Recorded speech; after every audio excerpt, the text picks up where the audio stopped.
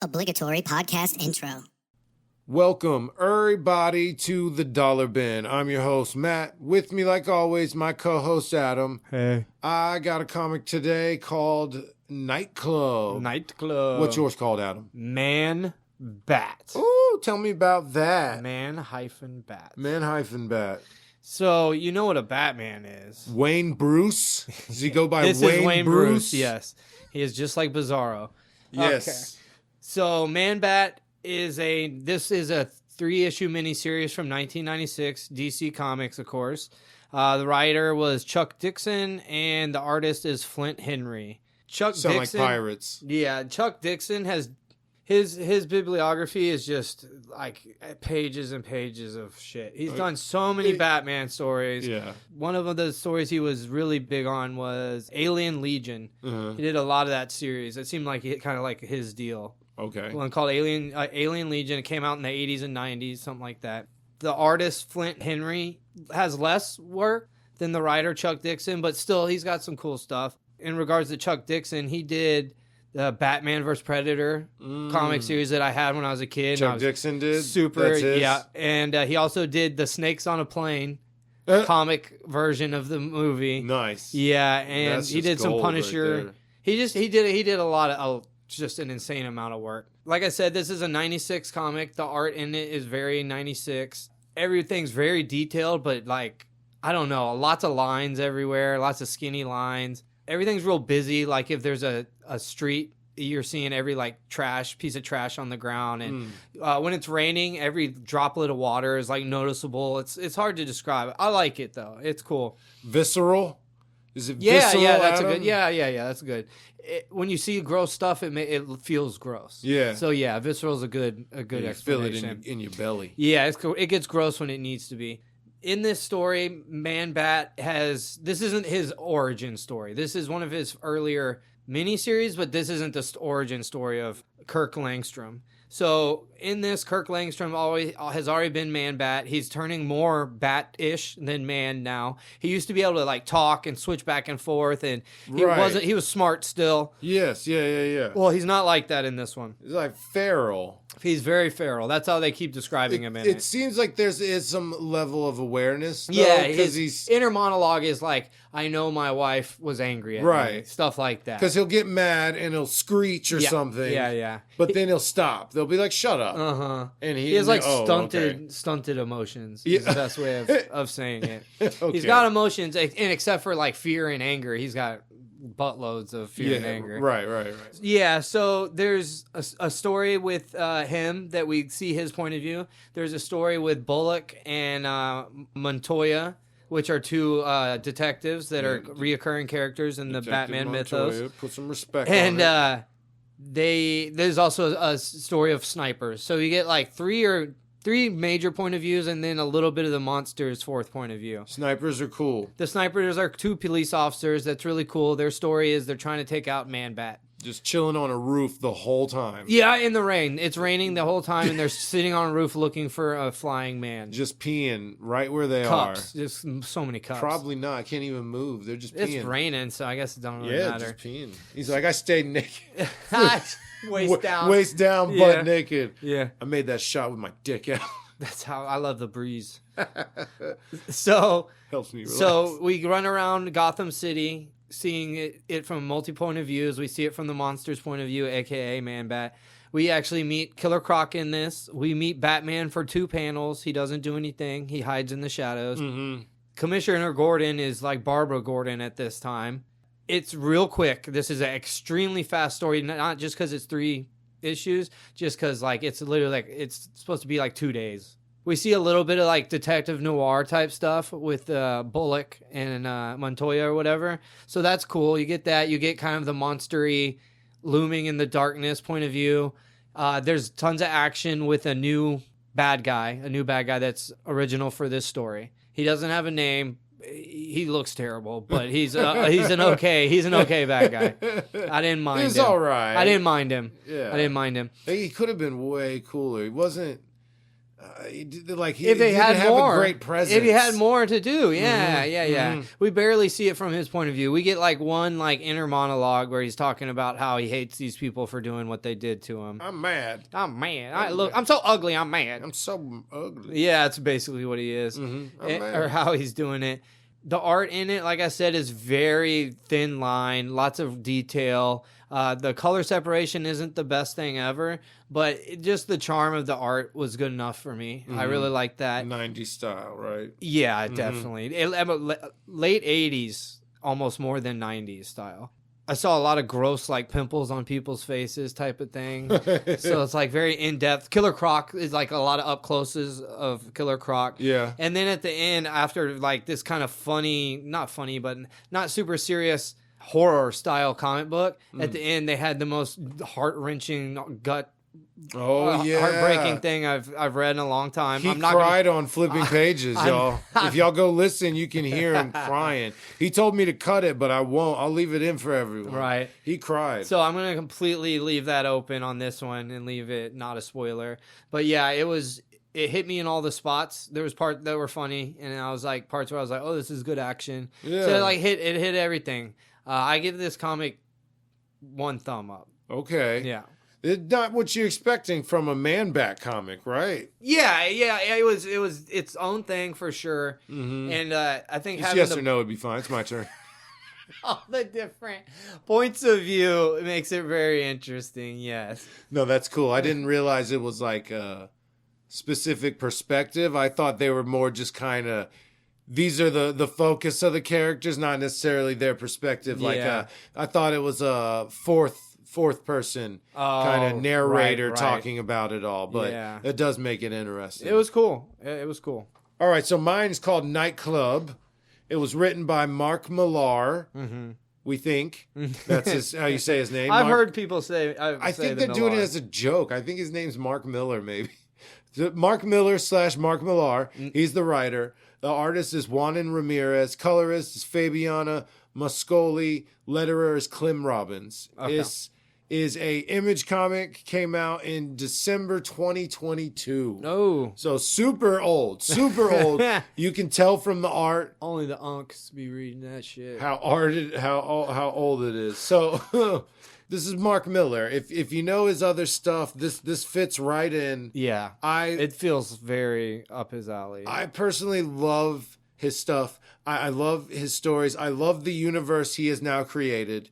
And I'm going to get in more to it. We'll talk about it in a little bit. But this story, it starts with the man who is going to start a YouTube channel doing parkour, and he immediately breaks his neck and back and has changed his life forever. Yeah. While he's at the hospital, a man shows up, bites him, turns him into a vampire, explains, you have vampire powers, but you also have pretty much everything you've seen in a movie, you can't do. All the weaknesses. Yeah, they find out they can't cross running water. That one sucks. The garlic, the mirrors, they don't show up in video cameras.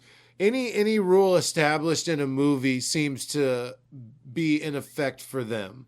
And he turns his 2 friends. So slight spoilers for this. I'm not going to go much more into it. But the way they kind of marketed this was, hey, if you're 17 and you turn into a vampire, or if you're 17, you get superpowers, what would you do? Right. And they didn't really do dumb 17-year-old stuff. I mean, they made some YouTube videos. They could have done worse. That's right. For sure. So, but they did eventually try to start helping people. Mm-hmm. They went at it as a superhero. Yeah. Once he turned the friends, he was like, yeah, I'm just, I have vampire abilities. Don't call me a vampire. Yeah. Dude, you're a vampire. Yeah. Straight up. So it is interesting to see their little journey of them 3 turning. And, you know, the one kid is like hesitant. He's the one always hanging back. Hey, we should think about this. Yeah, Sam. There's a love triangle going on. One loves this one. The other one loves this one. And one of them seems clueless to all the love that is happening. That's true, yeah. Oh, maybe The one guy, the he one does who's know. getting liked by the other girl. Yeah. And then Sam is the one that notices all of it. So the one guy doesn't notice it. Maybe, but he does kiss her. Eventually. So maybe he sees it later, but I would think initially, not aware. No, I think them turning vampire were like, bam, it's good to go. Yeah, so maybe what if he drank her blood? No. So does that form like a connection? Little transference there? Because he drank her blood and then they started kissing. So what if the blood like right then had something to do with it? Oh yeah, very cool. I didn't think of that. Could be. Actually, maybe. So that really bums the other guy out. So poor dude. Sam loves Amy. Amy loves Danny. Yeah, and Danny loves Danny. Danny loves Danny and money. That's the whole goal. Yeah. It's like, the noble kids became superheroes. Not really. They started a YouTube channel trying to make money. Yeah, they were like wanting sponsorships, but they didn't even know what that was. They were like, we'll get stuff from people. We'll get stuff. Yeah. They'll just send things. Yeah. For merely me mentioning. Famous, me get things. I talk, I get stuff. Yeah. That's how it works. I saw Mr. Beast explained it one time, okay? Here at the Dollar Bin, we get sent all types of things constantly because we talk, we get things. All those pre-scratch lottery tickets, bro. God damn. So, no more, please. No more. So the art style here is Image. Have you seen an Image comic before? That's what this looks like. Yeah. It is fantastic, though. I will say I think it has an edge over. I just don't want to say it's an Image house style only. It is really well done. I like the style. I like the way it looks. The characters wear luchador masks, and it's so awesome. They all get the Mexican wrestler's mask. And they wear full body, head to toe clothing, so they will not get burned by the sun. But they look fantastic. I love the look.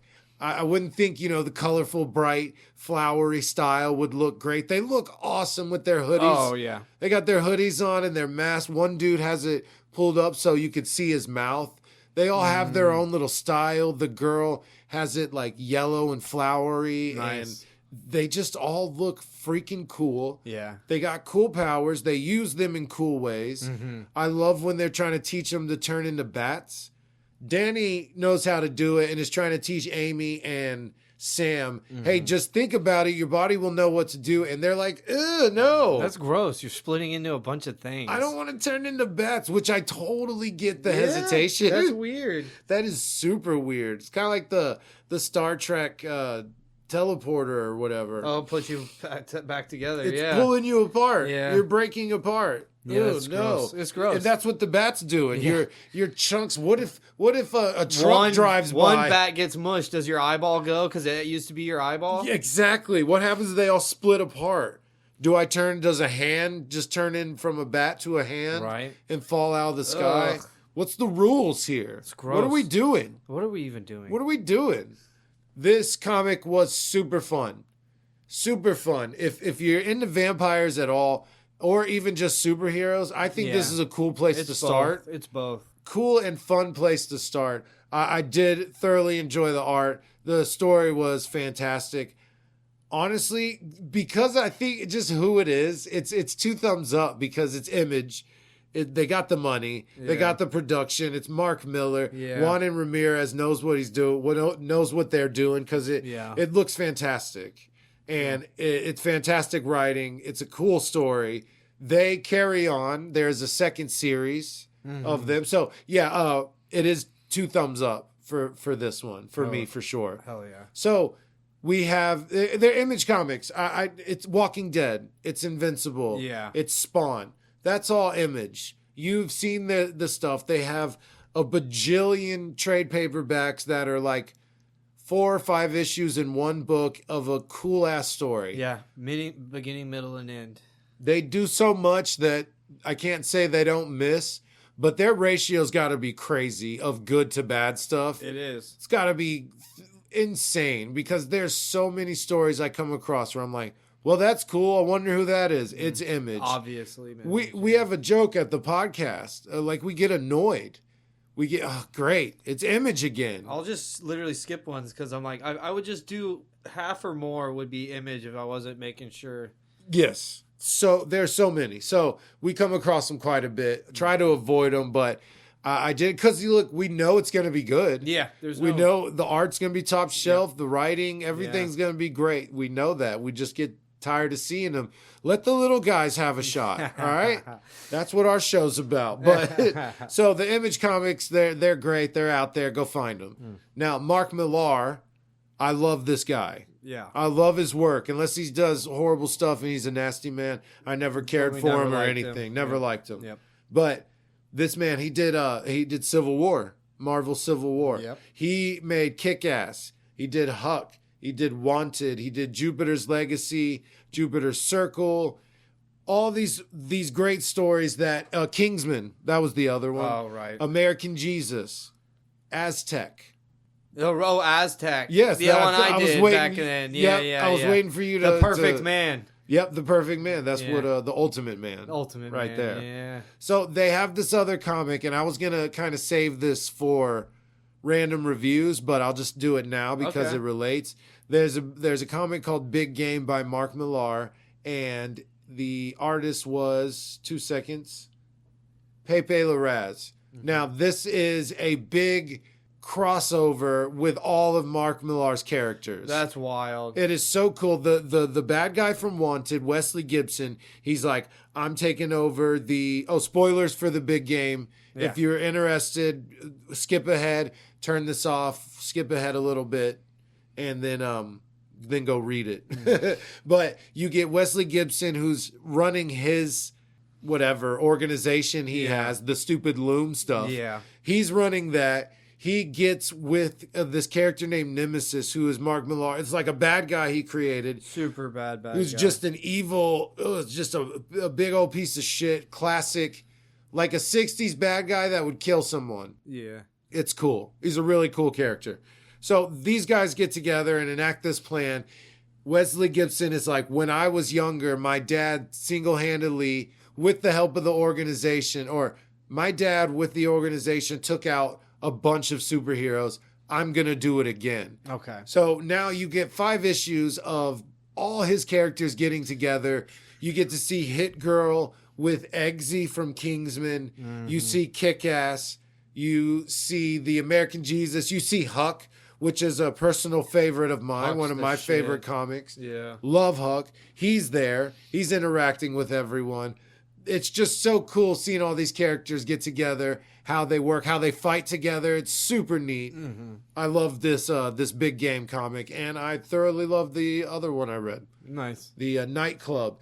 They are in this one. Oh, okay. So because this is a collaboration, they're in it. Nice. And the way it ends at the end, Sam and Danny and Amy aren't on the best of terms. Uh-huh. I'll just spoil it. Danny and Amy are smooching and they're together, and Sam ain't having none that. Yeah. So he's upset. But in this one, they meet each other.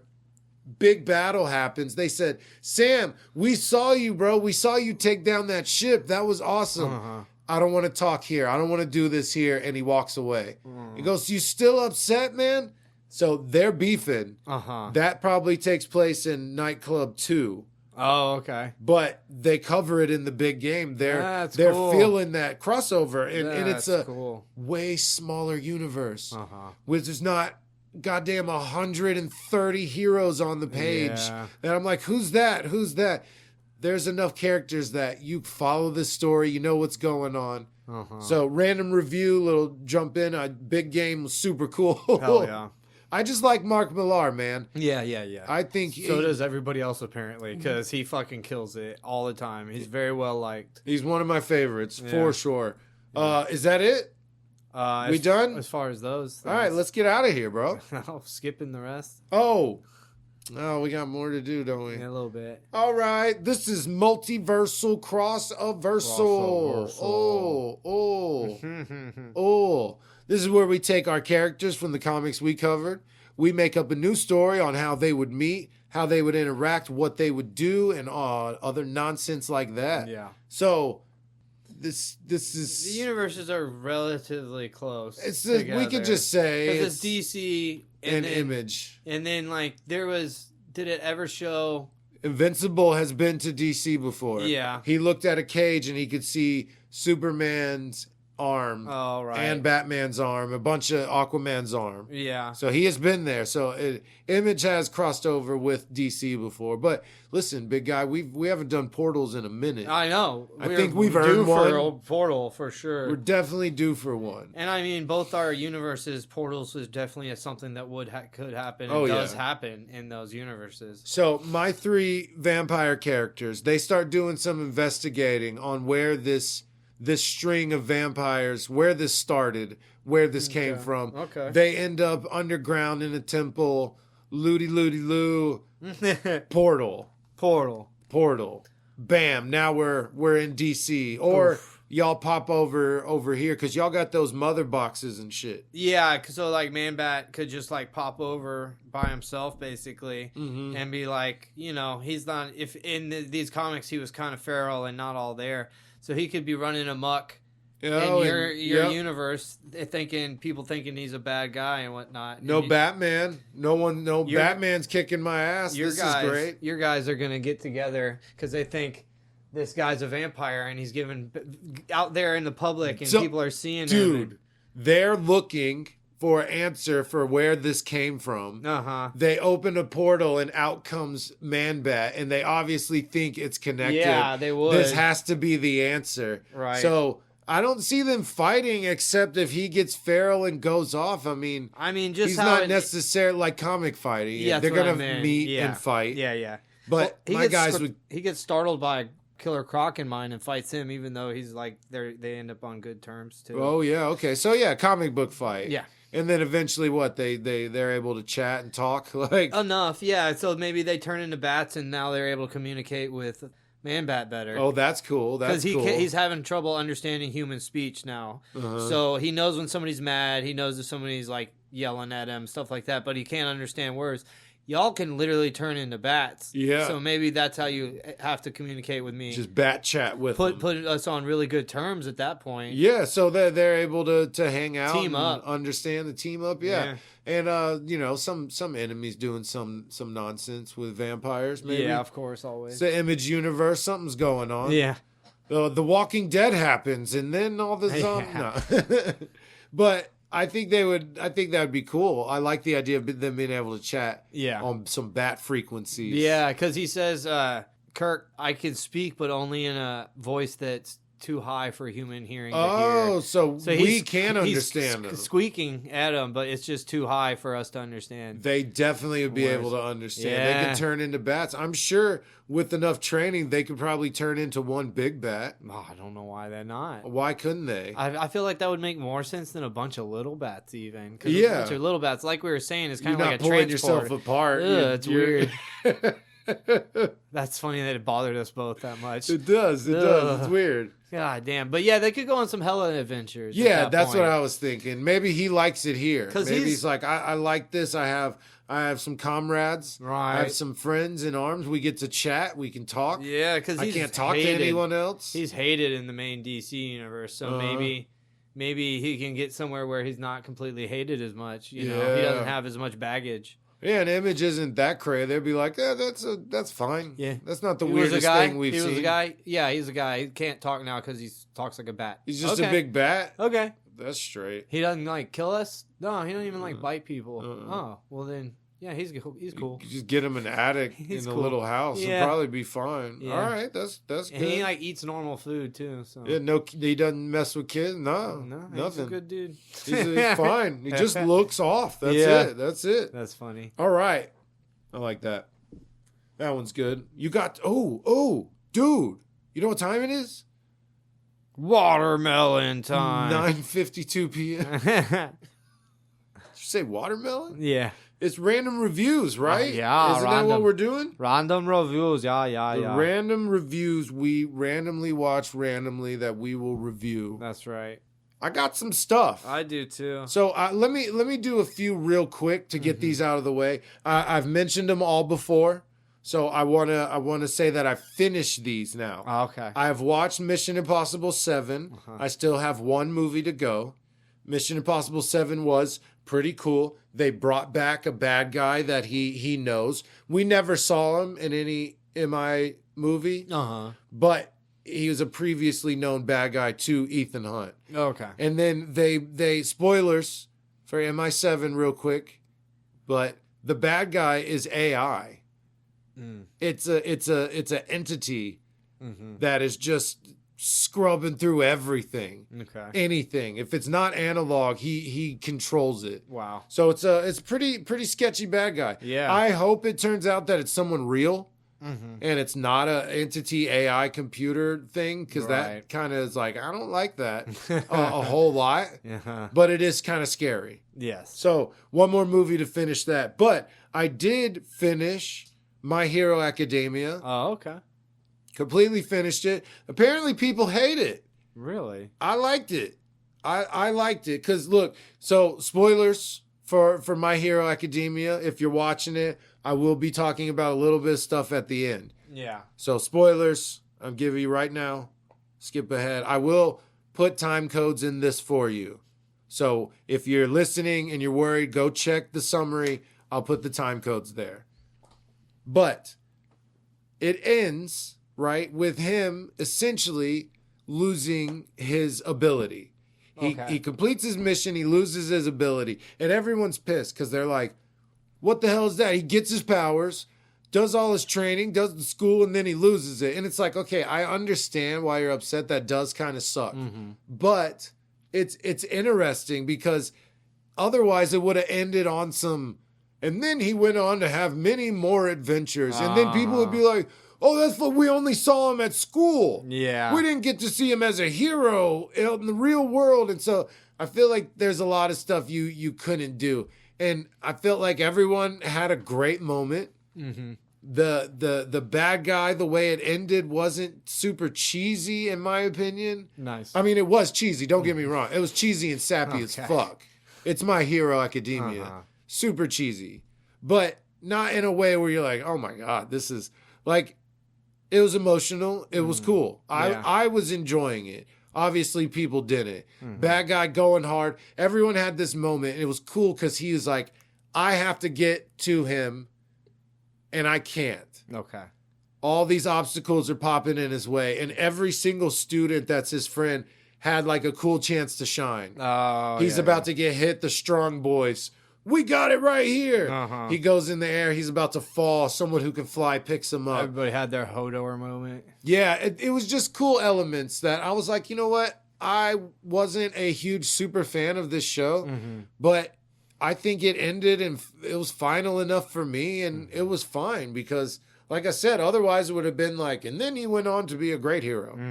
And I know you want to see that, and you're probably pissed you won't. Yeah. And then they'll complain about that. I'm like, you know what? Fuck it. It's fine. And at the very end, dude shows up with a suit. He's like, man, the support items have gotten bonkers. Check this out. And he puts on a suit, and now he essentially got his powers back. They also said there's an ember, the ember spark, a tiny little spark of his power still left inside of him. If the creators really wanted to, they could be like, it came back. We brought it back. We brought it back. Yeah. And they even said they'll come back in whatever plus extra or whatever the hell it's called. So apparently they'll come back. But I don't know. Anyway, I thought it was fine. Yeah. People hated it. I was cool. You know what? Start to finish, it was a fine series. Yeah. Final ending, cool. I don't need to know their further adventures. I don't care. Yeah. Y'all introduced this bad guy and this hero. They both did their job. It's cool. Yeah, that's what it's supposed to happen. And then real quick, on a quicker note, I'm about to finish Fire Force. There's one, okay. Yeah. There's one more episode that's about to release. So real quick, spoilers for Fire Force. Again, I will put time codes on, but 4, 3, 2, 1. Okay, about to spoil this. So at the end, Shinra turns into this big, like big demon thing, right? And the world gets fucked. The world is destroyed. And he starts remaking it. And because he's doing it from memory, it's all jacked up and weird. Which is why in Soul Eater, that's what everything looks like. Because Shinra was making it that way. The buildings are all tiny and tall and skinny and at weird angles because in Shinra's head, that's how he made buildings. Gotcha. Okay. Everything becomes super strange and weird because that's how he made it. That's awesome. Yeah, I thought that was so interesting. I was like, how does Fire Force connect to Soul Eater? And that's exactly how. He fucking made the world. Wow. Super cool. That's awesome. Right? That's a cool idea. That's really good. Spill it. Yeah. Really good what? Idea? Like a concept? Crossover. Just a continuation of... It's not the exact same at all, but one begot the other. Man, I ain't gonna lie. I forgot what we were talking about. Fire Force. Yeah, okay. Yeah. Yeah, because they're not very similar, right? At all? What, Fire Force and what? Soul Eater?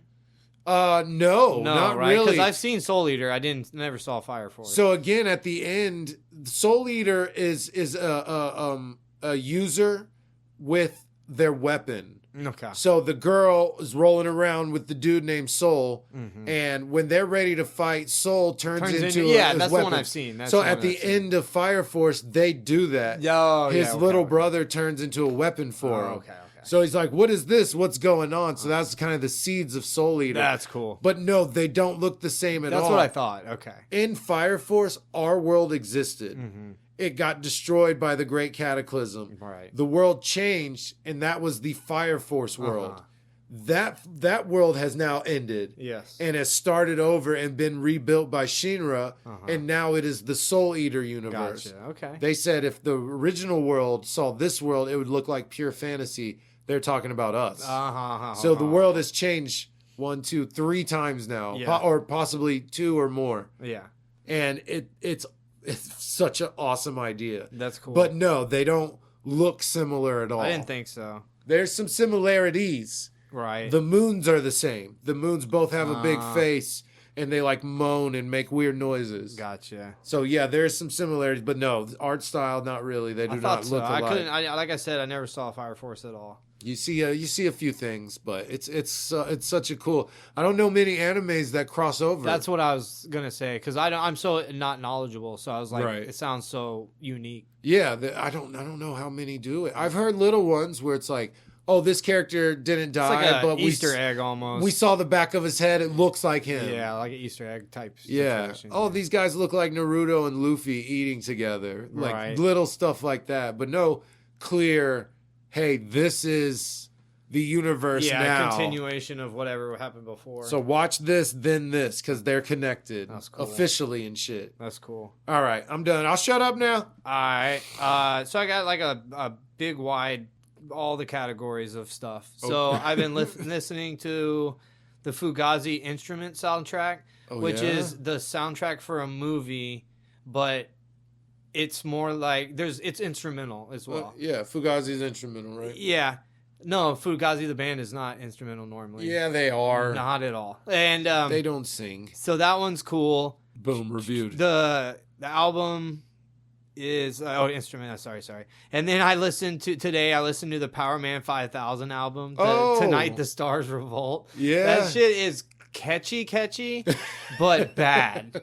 So just from a neutral aspect of it, looking at it like without nostalgia goggles on and stuff, it's not great. No. But it is exceptionally catchy and gets stuck in your head really hard. They knew what they were doing. Yeah. As far as the catchiness and then goes. the visuals at the time was cool, like the weird space, bright neon colors in your face. Yeah, that was shoulder cool. pads with spikes on it. And then from that led me to old skate videos that I've been watching. Oh, cool. PJ Ladd's Wonderful Horrible Life, that one's amazing. Zero's Dying to Live and Misled Youth are probably 2 of my absolute favorites. And then the Black Label video, Label Kills, that one's super good. Yeah, I was super into Black Label big time. Well, you just found these on YouTube? Yeah, they were ones I used to watch. Okay. Yeah, so but they're we all can on look 'em YouTube up. free. Nice. Yeah, all of them are on there for free. The worst you'll get is they'll have to take out a song from, they lost the rights to it or whatever. So you just won't get one of the songs. So it'll be just quiet. Be muted. Yeah, quiet, it'll be quiet right? for a second. I can deal with that. I can put my own song on. Which is fine. And then I saw a movie called Cockneys vs. Zombies, which is free on YouTube as well. And then there's a movie called Transit 17, that's on YouTube movies as well. Transit 17. Transit 17. Okay. They're both so bad they're good type of movies. Yeah, I assumed. That's what a lot of it I've been watching lately. The Cockneys versus, I don't know, just watch them. They're free. Watch them. No, I'm not watching. Watch You them. tell They're an me about them. hour and 25 minutes each, and they're different. They're not the exact. Transit 17 is supposed to be completely serious. Yeah. They're playing it like this movie is their break into Hollywood. If only they could see me in this role, Yeah. I will get the big gigs, is what Transit 17 is. Whereas Cockneys versus Zombies is the complete opposite. They're like, Sounds this is like dumb it. as shit. It's so many famous people that used to be famous and not anymore. And so like they're kind of carrying the movie. There's like, oh, look all these famous people, but they're like Right. D tier famous people. Yeah, like Lorenzo Lamas. It's just a bunch of it's funny, dude. Like, it's funny. They're funny for completely different reasons. Yeah. Like I said, Cockneys vs. Zombies is supposed to be funny. Transit 17 is supposed to be serious. What's that about? It's another zombie. So they're both outbreak. zombies. Yeah. But Transit 17, were they stuck on a train or train station? No. I watched Cockneys vs. Zombies, and then I watched the trailer for Transit 17, and then started 5 minutes of it, and then haven't finished it. Okay. But the trailer alone was. What did it say? Just the acting, insinuate bro. it's about? It's just them trying to make it through the zombie thing or whatever. The makeup is so bad, and like there's one chick in it that is probably in the running for worst actress I've ever seen ever. Oh man, give her a break. And that's what I mean. She's pouring her heart out in it. No, seriously, give her a break. Yeah. And then one last thing real quick. Oh, two last things. I've started to read more of the Warhammer Monthly. I was reading that a while back, and I read quite a few issues, stopped. Now I'm reading that again. And that's just an anthology with stories from Warhammer 40K and Warhammer Fantasy. And then I started X Factor Madrox. It's a mini series from him, from his point of view. I only read the first Jamie two. Madrox? Yeah, from his point of view, it's called Multiple Choice. Nice. And I just started it. I see what they and did it there. seems cool. Madrox is really cool. I like him. He is. I like him. So I've been watching Yu Yu Hakusho. Oh, really? Since I finished all these animes, I was like, I need a new one. Uh-huh. And I really enjoy the whole 80s, 90s look to the art. So I'm like, you know what? I like the fight scenes. I like what they're doing. It has that slow burn old animes have where it takes 10 episodes for them to throw 2 punches and shit. That's fun sometimes. Yeah. So I'm rocking that one. And I started another one. Sorry about butchering this, but Cabanere of the Iron Fortress. Is a time when the Industrial Revolution was carrying the world into the modern age. A horde of undead monsters suddenly appeared. So it's a steampunk universe. They're on a train that travels through cities and towns, and it's basically steampunk zombies, a post-apocalyptic future Snowpiercer type world. Cool. And he is developing a unique weapon called a piercing gun. He's just making a gun. Yeah. And so they go and get these zombies. They have like a core that lights up and it goes throughout their body. So it's not like a... It's like a needle that shoots out the gun and it cracks their center's hard rock. I don't think or so. whatever. Not yet. The piece that was in the gun was pretty wide and big. So I haven't got to it yet. I just started that one. Okay. But it seems really freaking cool. Nice. Seems more up your alley. Yeah. Yeah, steampunk zombie that's sick. show. We should watch it together. Oh, it's a show. Yeah, it's an anime. What did I say? Oh, you said that. I said that. It's an anime. Yeah. Yeah, we should watch it. It's I dope. will. I think there's like 2 seasons. I'd watch it. I can't really tell when it came out. That information is hard to find on here sometimes. So I'm not even gonna try. But it's cool. That's all my reviews. I'm done. All done. Are you done? Yeah. We're done? All right.